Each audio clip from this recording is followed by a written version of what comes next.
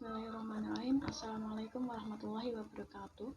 Perkenalkan, nama saya Rohadatul Ais, NIM 5101422018. Prodi Pendidikan Teknik Bangunan, Universitas Negeri Semarang. Pertanyaan pertama merupakan pemahaman terkait hakikat manajemen sekolah. Manajemen sekolah atau school management merupakan salah satu pendekatan politik yang mana di dalamnya diserahkan secara penuh kepada kepala sekolah dalam pengelolaannya dengan partisipasi masyarakat dalam upaya meningkatkan kinerja sekolah yang bertujuan untuk merancang pengelolaan sekolah. Yang kedua merupakan pemahaman terkait proses manajemen sekolah. Proses manajemen sekolah memiliki sifat mendasar di antara lain yaitu yang pertama ada perencanaan atau planning. Ini merupakan proses penentuan tujuan yang dihendaki untuk mendapatkan hasil yang efektif dan efisien. Kemudian yang kedua ada pengorganisasian atau organizing. Ini ditujukan untuk bagaimana cara manajer dalam mengelola dalam merancang struktur formal untuk penggunaan sumber daya, baik itu keuangan, fisik, bahan baku, dan kinerja atau tenaga kerja organisasi yang efektif. Yang ketiga ada penggerakan atau activating. Ini dapat didefinisikan sebagai keseluruhan usaha, cara, teknik, dan metode yang digunakan untuk mendorong para anggota dalam organisasi tersebut agar mau mengikhlaskan dalam bekerja sehingga totalitas dengan baik gitu, dan memiliki dan dapat mencapai tujuan dalam organisasi tersebut. Kemudian yang terakhir ada pengawasan atau controlling. Ini dapat dilakukan dengan beberapa proses. Yang pertama itu ada proses dasar dalam pengawasan, terus yang kedua ada proses yang efektif. Dalam proses dasar pengawasan sendiri ini menerapkan proses pengamatan seluruh kegiatan yang dilakukan untuk menjamin semua dikerjakan sesuai dengan rencana atau planning gitu. Kemudian pengawasan yang efektif itu memerlukan adanya keterlibatan semua pekerja dalam tingkat baik itu manajer dari tingkat atas atau bawah sehingga dapat mencapai tujuan tertentu. Kemudian pemahaman yang ketiga itu terkait dengan sekolah sebagai sistem sosial. Sekolah sebagai sistem sosial ini merupakan salah satu akumulasi komponen yang terikat atau terkait dan memiliki hubungan yang saling ketergantungan satu sama yang lainnya. Kemudian pemahaman yang keempat itu ada komponen manajemen sekolah. Komponen manajemen sekolah sendiri ini merupakan hal yang penting dalam mencapai atau dalam melaksanakan manajemen sekolah, di antara lain yang pertama itu ada manajemen kurikulum atau program pembelajaran, yang kedua ada manajemen tenaga kependidikan, yang ketiga ada manajemen kesiswaan, yang keempat yaitu ada manajemen keuangan atau pembiayaan, yang kelima ada manajemen sarana dan prasarana pendidikan, yang kelima ada manajemen hubungan sekolah dengan masyarakat, dan yang terakhir ada manajemen lingkungan sekolah. Nah, kemudian komponen pemahaman yang kelima itu kepemimpinan kepala sekolah.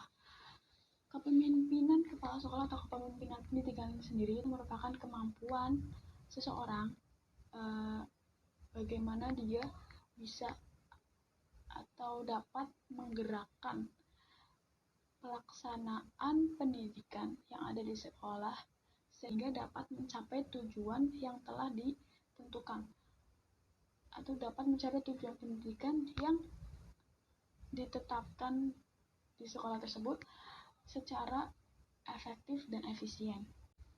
Oke, kemudian pertanyaan yang kedua itu bagaimana suatu sekolah menjadi atau dapat menjadi favorit atau dambaan oleh masyarakat.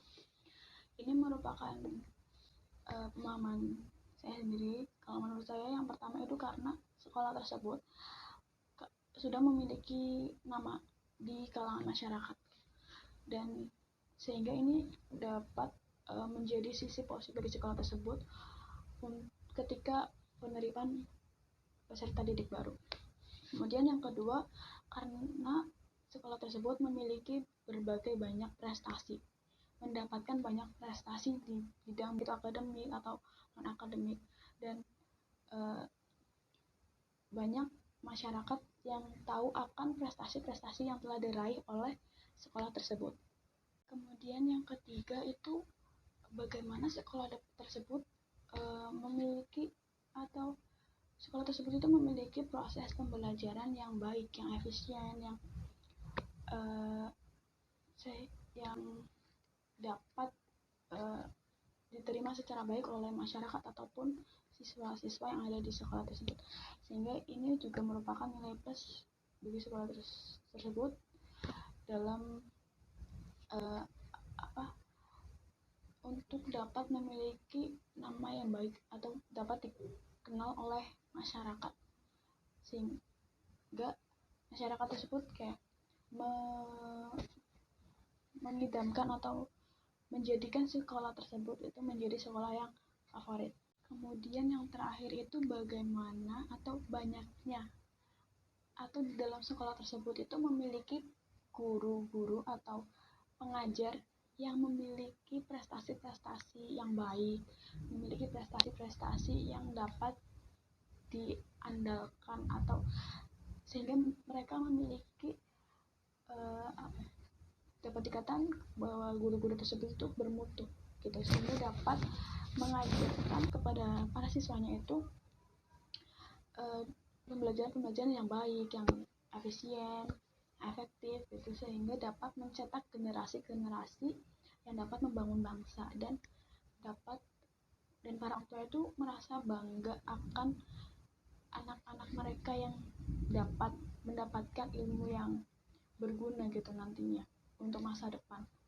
Kemudian pertanyaan yang terakhir atau yang ketiga itu berikan 3 contoh permasalahan beserta solusinya terkait pelaksanaan manajemen sekolah. Yang pertama ada permasalahan yaitu model atau metode dan juga media pembelajaran yang diberikan oleh pengajar atau guru dalam menerangkan itu menyesuaikan dengan gaya belajar yang itu aja, sehingga para siswa itu merasa kurang puas, kayak dapat juga merasa nggak paham dan kurang memahami penjelasan dari guru tersebut, karena guru tersebut menggunakan metode-metode yang lama seperti itu. Solusi dari permasalahan yang pertama itu dapat dilakukan atau sekolah itu dengan bagaimana sih guru tersebut itu setting mind, jadi kayak mengubah pikiran atau pemahaman guru tersebut terhadap metode pembelajaran yang diajarkan kepada siswa-siswanya, sehingga siswa-siswanya itu tidak merasakan bosan atau jenuh dengan apa yang guru terangkan gitu. Nah, di sisi lain juga sekolah dapat memberikan atau mengadakan adanya program in-house training atau IHT seperti itu. Permasalahan yang kedua itu adalah guru belum melakukan asesmen diagnostik, kognitif dan non-kognitif terhadap karakter siswa yang berbeda-beda. Nah, solusi yang dapat dilakukan adalah sekolah sudah harus mempunyai planning atau sekolah sudah harus memiliki atau menyadari permasalahan ini sejak dari penerimaan peserta didik baru. Dan dalam penerimaan tersebut atau dalam sekolah tersebut sebaik diadakan adanya psikotes atau juga dapat dilakukan tes baca tulis Al-Quran sehingga sekolah dapat mengetahui prestasi-prestasi atau bidang-bidang yang digemari atau yang dimiliki oleh siswa-siswa tersebut, sehingga guru juga dapat menilai karakter-karakter para siswa-siswa tersebut ketika ada di kelas dan dapat melakukan pembelajaran dengan baik. Dan permasalahan yang ketiga itu beberapa guru biasanya atau kebanyakan itu belum menyadari atau belum terbuka terkait dengan kurikulum paradigma baru. Ini biasanya banyak terjadi dengan guru-guru yang sudah sepuh seperti itu. Mereka tidak terbuka atau tidak berusaha untuk mengikuti adanya kurikulum paradigma baru. Nah, solusi yang dapat dilakukan itu sekolah setidaknya harus dapat memberikan motivasi kepada guru-guru tersebut agar mau mengikuti kurikulum yang berlaku sekarang, seperti itu. Dan sekolah juga harus menyediakan teknologi IT yang sekarang digunakan dalam proses pembelajaran. Maka dari itu di setiap kelas perlu adanya setidaknya 1 atau 2 teknologi IT gitu. Dan diharapkan guru tersebut itu memiliki rasa kesadaran terkait pembelajaran yang dilakukan di masa sekarang itu menggunakan teknologi IT seperti itu. Dan kemudian sekolah diharapkan dapat mengarahkan guru-gurunya setidaknya memiliki 1 atau 2 sertifikat dalam 1 tahun. Nah, sertifikat ini sendiri itu merupakan sertifikat pelatihan yang diselenggarakan oleh PMM atau Platform Merdeka Mengajar, atau bisa juga dengan platform SIM PKB, sehingga guru tersebut itu dapat mengasah kemampuannya lagi dan pemahaman guru tersebut, seperti itu. Ya, sekian video yang dapat saya sampaikan yang merupakan jawaban yang dapat saya jawab semampu saya, sebiasa saya. Kurang dan lebihnya mohon maaf. Terima kasih. Wassalamualaikum warahmatullahi wabarakatuh.